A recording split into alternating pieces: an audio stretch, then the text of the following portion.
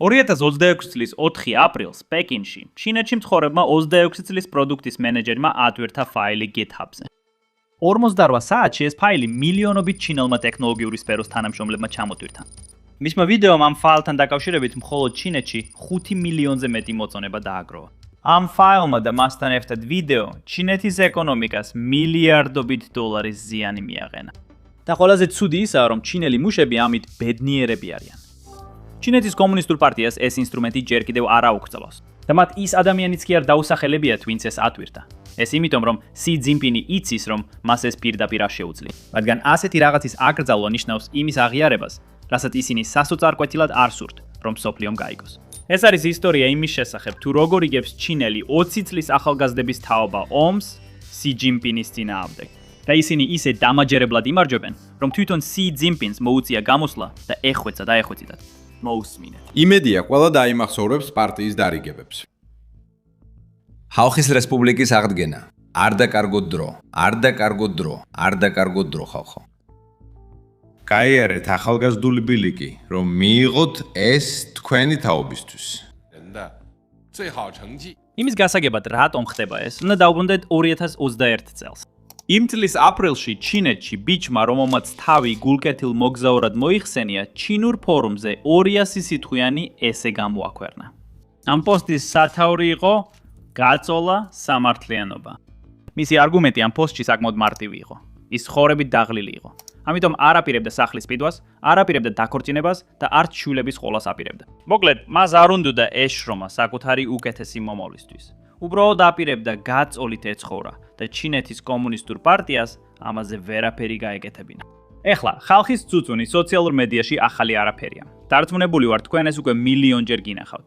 ეს პოსტი ჩუმად უნდა გამქრალიყო, როგორც მილიონობით სხვა პოსტი, სადაც ადამიანები სოციალურ მედიაში ცხოვრებაზე წუწებენ. ამის ნაცვლად ეს პოსტი მილიონჯერ გააზიარეს. იმიტომ რომ მან ზუსტად აღწერა, რას გრძნობდა თითოეული ახალგაზრდა ჩინელი. ხედავთ, ბოლო 30 წლის განმავლობაში ჩინეთში შეთანხმება ძალიან მარტივი იყო. მუშაობდი 9-9-6-ის რეჟიმით დილის 9-დან საღამოს 9-მდე კვირაში 6 დღე. გაჭირვებას იტან, როგორც სი ძინპინს უხარს თმა. და ამის სანაცვლოდ შენ უფრო მდიდარი იქნები, ვიდრე შენი მშობლები. ბევრი ჩინელი მოქალაქისთვის ეს კარგი შეთანხმება იყო და 30 წლის განმავლობაში მუშაობდა. სამწუხაროდ ეს აღარ მუშაობს.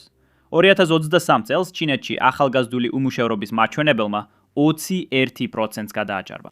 ეს იმდენად მაღალი მაჩვენებელი იყო, რომ ჩინეთის კომუნისტურმა პარტიამ გამოაცხადა, რომ ამ მონაცემს აღარ გამოაქვეყნებდნენ.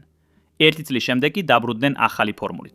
ეს ფორმულა მოხერხებულად არ ითვლიდა არც ერთ სტუდენტს, ვინც სკოლა დაამთავრა. და გამოიცანით რა მოხდა? ფორმულა მიმუშავა. ჩინეთში უმუშევრობის მაჩვენებელი ჯადოსნურად შემცირდა.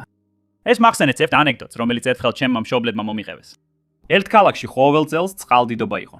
ამიტომ მერმა მდინარესთან ერთ-ერთი საზომი ჯოხი დააყენა. იცით, ზემოთ წითელი ხაზით, სადაც წერია საფრთხე წყალდიდობა. შემდეგ, როცა ისევ ქარიშხალი მოვიდა, წყალი ზუსტად იმ წითელ ხაზამდე ავიდა და მოქალაქეები პანიკაში ჩავარდნენ. ისინი მერიაში მივიდნენ და მერს მოსთხოვეს, რომ რამე გაეკეთებინა.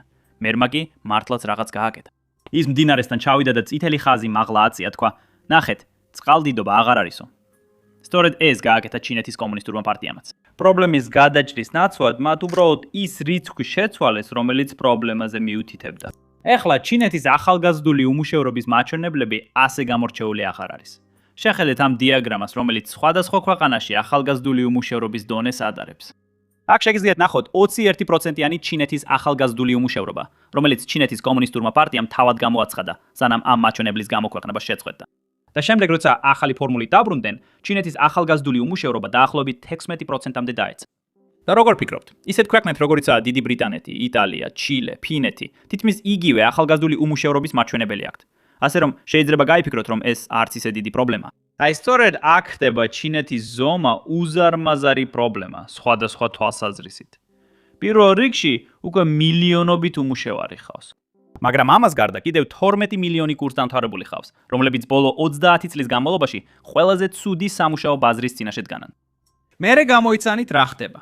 მომავალ წელს კიდევ უფრო დიდი რაოდენობის კურსდამთავრებულები უნდა შევიდნენ ამ ბაზარზე. ეხლა რა თქმა უნდა იმედია ამ კურსდამთავრებულების უმეტესობა სამსახურს იპოვის.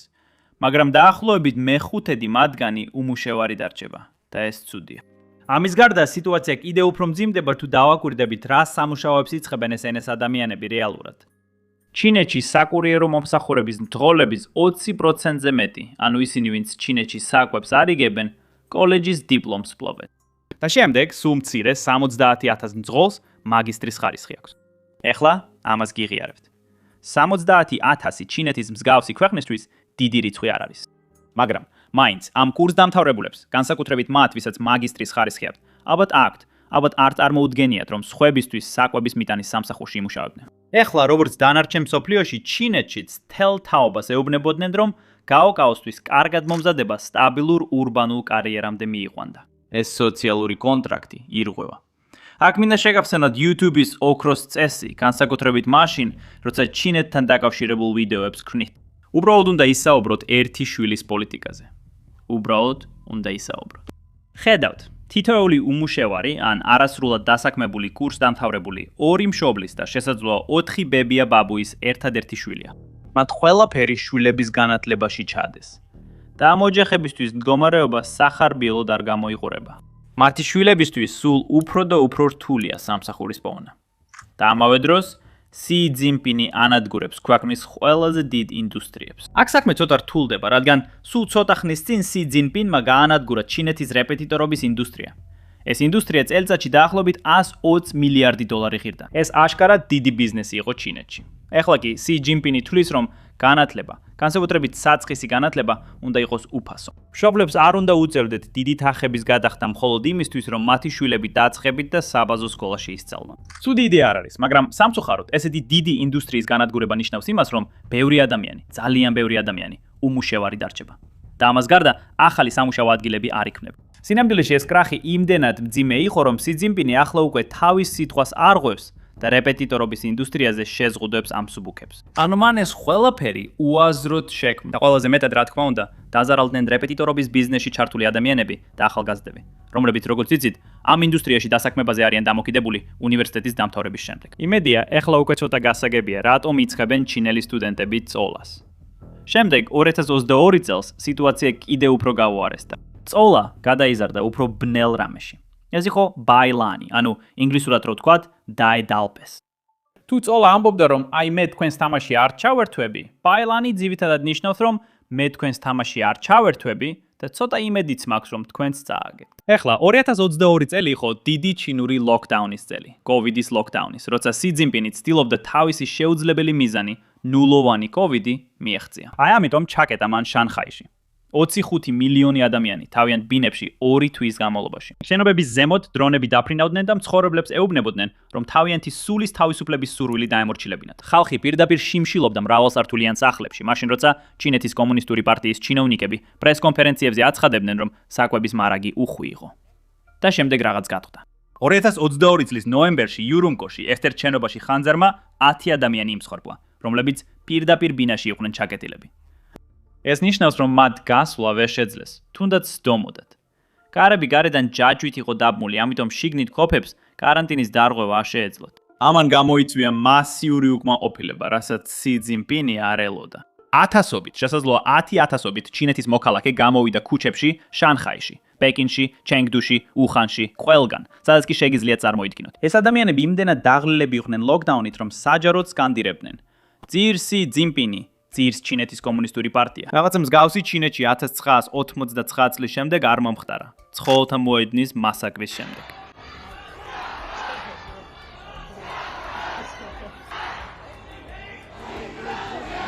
ჩინეთის კომუნისტური პარტია სრულ პანიკაში იყო. ზოგ ქალაქში ადამიანებს არ აძლევდნენ უფლებას რაიმე პლაკატი გაეკეთებინათ, რომლითაც პროტესტზე მივიდოდნენ. ამიტომ ხალხმა უბრალოდ ცარიელი თეთრი ფურცლის აწევა დაიწყო. და შემდეგ ხალხი დააკავეს ცარიელი ფურცლის აწევისთვის, რადგან მთავრობა ფიქრობდა, რომ ეს მათი პოლიტიკის წინააღმდეგ გამოსვლა იყო. მაგრამ გამოიცანეთ რა მოხდა. მიუხედავად მთელი ამ რეპრესიებისა, ეს სინამდვილეში გაამართლა. რამდენიმე კვირაში სი ძინპინმა ის გააკეთა, რაც არასდროს გაუკეთებია. მან მთლიანად უარი თქვა ნულოვანი კოვიდის პოლიტიკაზე. ერთ პრესკონფერენციაზე მთელი ჩინეთი ერთ ღამეში შეიცვალა. პროტესტის მონაწილეებმა ისწავლეს რაღაც, რაც ჩინეთის კომუნისტურ პარტიას არ სურდა რომ ესწავლათ. რეჟიმი შეიძლება უკან დაიხიოს, თუ უკმაყოფილება საკმარისად ძლიერი იქნება. ეს ნიშნავდა, რომ Lying Fluffy და ბაილანი გაგრძელდა და კიდევ უფრო გაუარესდა. 2023 წლისთვის ბაილანს ახალი ფორმა ჰქონდა მიღებული. მოზრდილები, რომლებსაც მაგისტრის ხარისხი ჰქონდათ წამყვანი უნივერსიტეტებიდან, როგორიცაა ცინხუა ან პეკინის უნივერსიტეტი, რაც ჩინეთის ჰარვარდსა და MIT-ს უდრის, მშობლებთან დაბრუნდნენ საცხოვრებლად. ისინი საკუთარ თავს სრულ განაკვეთზე შვილებს უწოდებდნენ. მათ ეს საქმეებად მიიჩნიეს, მაგრამ ჩემთვის ეს პენსიაზე გასვლას გავს. ისინი მხოლოდ ვახშმობდნენ მშობლებთან ერთად. მიყავდათ ისინი ექიმთან. უვლიდნენ ბებია-ბაბუებს და აკეთებდნენ ყველაფერს, რაც მშობლების დასახმარებლად იყო საჭირო. მაგრამ ამის სანაცვლოდ ისინი ელიან ხელფას, დაახლოებით 4000-დან 8000 იუანამდე თვეში. ეს დაახლოებით 500-დან 1100 დოლარამდე ათვეში. ნიშნულოვანია განმარტოთ, რომ ესენი არიან 27 წლის ახალგაზრდები ჩინეთში, რომლებსაც აქვთ ელიტური დიპლომები და გააკეთეს გამოთვლები თუ როგორ სურთ იცხოვრონ. მათ შეხედეს ჩინეთის სამუშაო ბაზარს და მშობლების საპენსიო დანაზოგებს და გადაწყვიტეს, რომ მათთვის უკეთესი იყო სრულ განაკვეთზე შვილება ცხოვრება. ეს მხოლოდ ერთი შემთხვევა არ არის. 2023 წლისთვის დაახლოებით 16 მილიონი ახალგაზრდა ჩინელი საკუთარ თავს სრულ განაკვეთზე შვილებს უწოდებდა. ეს მნიშვნელოვანი სოციალური ფენომენი იყო. შემდეგ კი 2025 წლისთვის მდგომარეობა კიდევ უფრო გაუარესდა. ბაილანმა მიიღო თავისი საბოლოო ფორმა. ვირთხა ხალხი.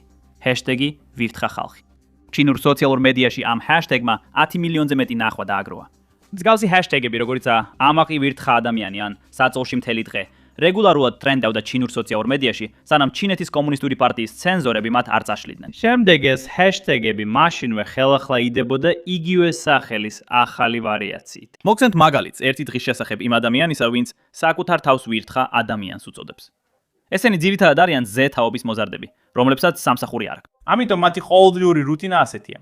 გაღვიძების შემდეგ 3 საათს საწოლში ატარებენ, მერე ცოტა იბანავებენ, შემდეგ კიდევ 5 საათს წინავთ, არაფერს ჭამენ მანამ, სანამ მშობლები საღამოს არ გააღვიძებენ. და ეს ციკლი ასე გრძელდება. საღამოს ჭამენ, ისევ იძინებენ, დილით იღვიძებენ. საწოლში კიდევ უფრო მეტხანს რჩებიან და უბრალოდ იქამდე არ დგებიან, სანამ ისევ ვახშამზე არ უნდა გაიღვიძონ. ფაქტობრივად ვირთხებივით. მოერიდეს სინათლეს, რიტმს და საზოგადოებრივ მოლოდინებს. ეს ყველაფერი რეალურ გავლენას ახდენს ეკონომიკაზე და მე მხოლოდ ვირთხახა ადამიანებზე არ ვსაუბრობ. თელ ამ პროცესს გულისხმობ. დაალპეს, იყიდე მიწა და მერე ვირთხა ადამიანები. ეს აზიანებს ეკონომიკას, რაც თავის მხრივ ამძიმებს მდგომარეობას ახალი სტუდენტებისთვის, რომლებიც სამუშაო ძალაში შემოსვლას ცდილობენ, რაც ნიშნავს, რომ ამ სტუდენტებიდან ზოგიერთები უერთდებიან იმ ადამიანების ჯგუფს, რომლებმაც ფაქტობრივად ცდა შეწყვიტეს. სინამდვილეში 2024 წლის ბოლოს ჩინელმა ეკონომისტმა სახელად გაო შენვენმა ხმამაღლა თქვა ის, რასაც ხვები ჩუმად ამბობდნენ. ინვესტორთა კონფერენციაზე შანჯიანგში გამოსვლისას მან 3 მნიშვნელოვანი შოკის მომგვრელი განცხადება გააკეთა. პირველი ის იყო, რომ ჩინეთის MŠP-ს ზრდა ყოველწლიურად დაახლოებით 3%-ული პუნქტით იყო გადაჭარბებული შეფასებული. ამას სერიოზული შედეგები აქვს. ფაქტობრივად ის ამბობდა, რომ ჩინეთის ეკონომიკური სასწაული ბოლოს 3 წლის განმავლობაში ძირითადად სტატისტიკური ფიქცია იყო. ეს ტყუილი იყო, დაახლოებით 40-დან 50 მილიონამდე ადამიანი, რომელსაც უნდა ქონოდა სამსახური, უმუშევარია. ჩინეთის კომუნისტური პარტია ქვეყნის დასაქმების შესახებ იტყუებებით ყვება. მეორე შოკის მომგვრელი განცხადება, რომელიც მან გააკეთა, თაობათა დაყოფას შეეხებოდა. მან თქვა, რომ პანდემიის შემდეგ ჩინეთში არიან ენერგიული მოხუცები და უსიცოცხლო ახალგაზრდები, რომლებიც სასოწარკვეთილებით ცდილობენ უკეთეს მდგომარეობაში მოხვედრას. ეს იყო მისი გამოსვლის ყველაზე მნიშვნელოვანი ნაწილი, რადგან ეს ციტატა, რომელზეც მან ისაუბრა, ჩინეთის ახალგაზრდა მოსახლეობაში დიდი გამოხმაურება გამოიწვია და სწრაფად გავრცელდა ჩინურ სოციალურ მედიაში. ყველაზე პოპულარული ფრაზა იყო ის, რომ მან თქვა, ჩინელი ახალგაზრდები სინათლეს აკრობენ და ლაფშას ჭამენ. ეს არის ჩინური საინვესტიციო სლენგი, რომელიც ძირითადად გამოიყენება იმის აღსაწერად, როცა ვინმე ბირჟაზე ბევრი ფულის დაკარგვის შემდეგ უბედურ მდგომარეობაში აღმოჩნდება. ის ამბობდა, რომ მთელი თაობა ფაქტობრივად ისეთია, როგორც ადამიანი, რომელმაც ბირჟაზე უიღბლოდ დაკარგა ფული. ეს ჩინეთში მნიშვნელოვანი მომენტი იყო, რადგან ეს კაცი არ იყო დისიდენტი. ის არ იყო ადამიანი, რომელსაც ჩინეთის კომუნისტური პარტიას ძულდა. ის არ იყო ადამიანი, რომელიც საზღვარგარეთ ცხოვრობდა და უბრალოდ ჩინეთს აკრიტიკებდა. ის იყო მთავარი ეკონომისტი ჩინეთის ერთ-ერთ უმსხვილეს სახელმწიფო ბროკერულ კომპანიაში. ასე რომ, როდესაც ადამიანი, რომელსაც ასეთი ცდომა და ასეთი ერთგულება აქვს მთავრობის მიმართ, რაღაცას ამბობს, იცი რომ ის ამას უბრალოდ მთავრობის ან პარტიის კრიტიკისთვის არ აკეთებს. ის სიმართლეს ამბობს. მაგრამ სამწუხაროდ ჩინეთის კომუნისტურმა პარტიამ ეს ასე არ აღიქვა, რადგან ამ გამოსვლის ვირუსულად გავრცელებიდან 48 საათში ის ფაქტობრივად ჩინეთის ინტერნეტიდან წაშალეს. მისი გამოსვლა, სრული გამოსვლა, წაშალეს. მისი პირადი WeChat-ის ანგარიში და სხვა სოციალური მედიის ანგარიშებიც წაშალეს. და ჩინეთის კომუნისტურმა პარტიამ ფაქტობრივად ყველა სხვა ეკონომისტს გაუგზავნა მესიჯი, რომ ეს არის თემა, რომელზეც საუბარი არ შეიძლება. ის უბრალოდ ამბობდა იმას, რასაც სიმართლედ მიიჩნევდა. მაგრამ სამწუხაროდ ეს ჩინეთის კომუნისტური პარტიისთვის მეტის მეტი აღმოჩნდა. ეს ყველაფერი გვაბრუნებს 2026 წლის 4 აპრილში GitHub-ზე ატვირთვაზე, რომელზეც ვიდეოს დასაწყისში ვისაუბრეთ. ეს ინსტრუმენტი გამოაქვეყნა ამ გოგომ, კოკი ჟუმ.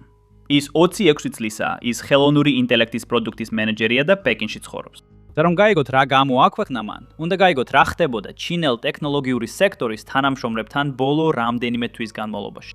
ხედავთ, ჩინულმა ტექნოლოგიურმა კომპანიებმა დაიწყეს რაღაც ნამდვილად დისტოპიური საქმის კეთება, თუნდაც ჩინეთის კომუნისტური პარტიის სტანდარტებით. ისინი აიძულებდნენ თავიანთ ინჟინრებს, თავიანთ მუშაკებს, ჩაეწერათ სამუშაო პროცესის ყველა ასპექტი. როგორ ფიქრობენ, როგორ იღებენ გადაწყვეტილებებს, რასაც არ უნდა აკეთებდნენ. კომპანიას სურდა, რომ რომელიმე ხელოვნური ინტელექტის ხელსაწყოს ყველაფერი ჩაეწერა, რათა შემდეგ ეს ინფორმაცია კომპანიას ხელოვნური ინტელექტის აგენტად ექცია. შემდეგ მათ შეეძლებოდათ ყველა თანამშრომელი გაეთავისუფლებინათ, ან სულ მცირე, შეემცირებინათ თანამშრომლების რაოდენობა კომპანიაში. ანუ ნაკლები სამუშაო ჩინელი მუშაკებისთვის. მუშაკებისთვის ეს საშიში სიტუაცია იყო. წარმოიდგინე, შენ სამსახურში ხარ და შენი უფროსი გთხოვს იმუშაო. რა თქმა უნდა, გინდა რომ კარგად იმუშაო, მაგრამ გონებაში ყოველთვის გახსოვს, რომ ხელოვნური ინტელექტი აკვირდება ყველაფერს ასაც აკეთებ. ასე რომ ერთ დღეს შეიძლება შეეცვალოს კიდეც. ზუსტად ამიტომ გახდა GitHub-ის ეს ინსტრუმენტი ვირუსული. ეს იყო ინსტრუმენტი, რომელიც მუშაკების ჩანაცვლებაზე მომუშავე ხელოვნურ ინტელექტთან საბრძოლველად შეიქმნა. ნებამომეცი აგიხსნა, როგორ მუშაობს ეს ინსტრუმენტი. მას აქვს 3 რეჟიმი: მსუბუქი, საშუალო და მძიმე საბოტაჟი. იმაზე დამოკიდებულებით, რამდენად ყურადღებით გიყურებ ჩვენი უფროსი, ხელოვნური ინტელექტი, რომელიც შენს ყოველ მოძრაობას აკვირდება, იღებს შესაბამის ინფორმაციას. მასალა და მონაცემები, რომლებიც იმდენად განზრახ არის დამახინჯებული, იმდენად არასწორია, რომ შედეგად მიღებული ხელოვნური ინტელექტის აგენტი, რომელიც ამ მონაცემებზეა დაფუძნებული, უსარგებლო ხდება. და თუ სწორად იმოქმედებ, შენი უფროსი ვერაფერ შეამჩნევს, რაც არასწორად გააკეთე. რადგან ის ჩანაწერები, რასაც ეს აგენტი ან ეს ინსტრუმენტი ქმნის, ძალიან რეალურად გამოიყურება. სინამდვილეში კოკი ჩუმ უთხრა MIT Technology Reviews და ციტირებ. თავდაპირველად მინდოდა რომ დამეწერა სარედაქციო სტატია, მაგრამ გადავწყვიტე, უფრო სასარგებლო იქნებოდა რამე ისეთი გამეკეთებინა, რაც ამ პრობლემას ბლემას დაუპირისპირდებოდა. და ეს არის ის ენერგია, რასაც მთელი ჩინელი ხალხის თაობა გზნობს. ეხლა გახსოვს რა გითხარი დასაწყისში. ჩინეთის კომუნისტურ პარტიას ეს ინსტრუმენტი ჯერ არ აუკრძალავს.